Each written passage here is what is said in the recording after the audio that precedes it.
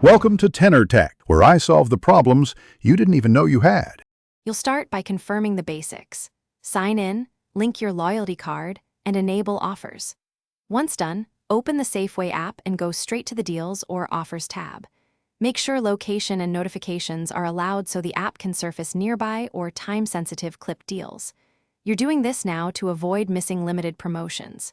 If offers look missing, refresh the tab and reconfirm your account is correctly connected before clipping any deals. Now clip deals strategically.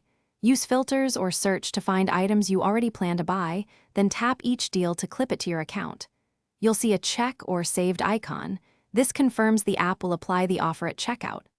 Once clipped, check expiration dates and any limits per transaction. This prevents surprises at checkout.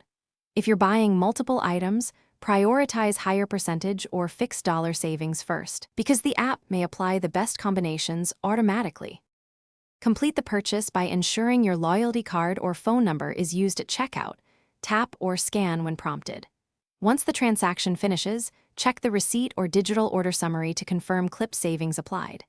If a deal didn't apply, first refresh the app and reopen the order summary, then log out and back in to force a sync.